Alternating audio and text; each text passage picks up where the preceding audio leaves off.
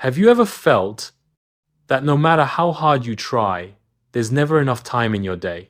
You wake up, run through deadlines, handle problems, and before you realize the sun has set again. But what if I told you the problem isn't the amount of time you have, it's what you choose to fill it with?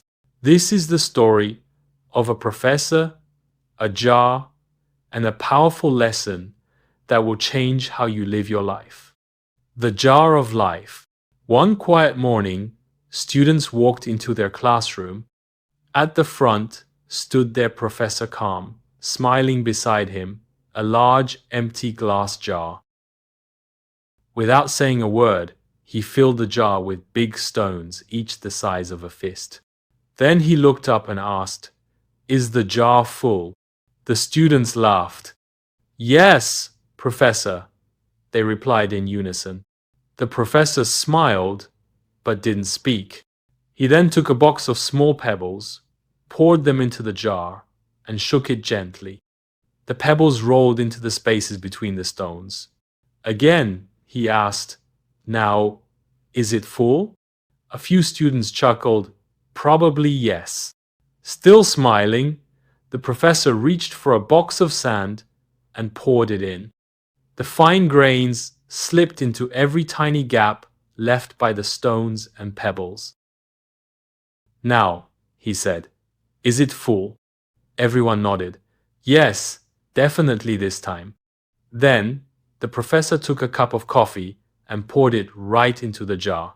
The class burst into laughter.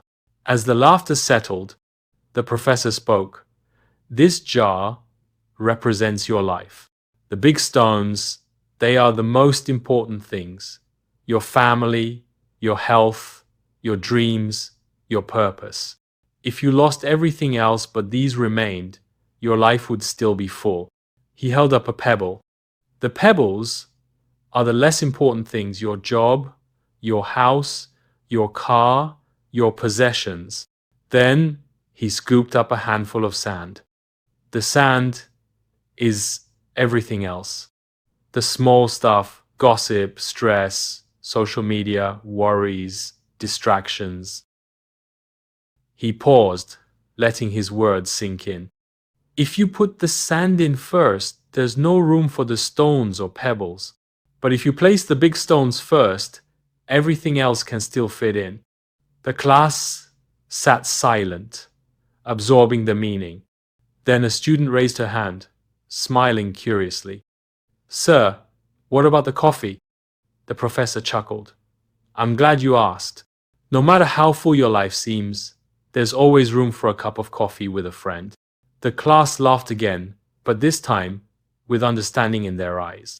The professor walked around the room and said softly, "Every day, you have the same 24 hours as everyone else. It's not about managing time, it's about managing priorities. You think you don't have time to read, to call your parents, to chase your dream, but maybe your jar is just full of sand things that don't truly matter." He looked at them, his voice gentle but firm. "Life is not about doing more things. It's about doing the right things first." One student, Ananya, sat quietly in the back. She thought about her own life, her phone always buzzing, endless scrolling, sleepless nights, chasing things that didn't make her happy. That night, she went home, opened her diary, and drew a jar. Inside, she wrote, "Family, health, dreams, self, respect, time for God." And below that, she wrote in tiny letters, "Everything else can wait." From that day on, her life changed. She spent less time worrying, more time living, less time on the small stuff, more on what really mattered. Years later, Ananya became a teacher herself. And every year, she began her class with the same glass jar, because she knew this simple experiment could teach more than 100 textbooks ever could. Life isn't about having time, it's about making time for what truly matters. So ask yourself today, what's in your jar of life?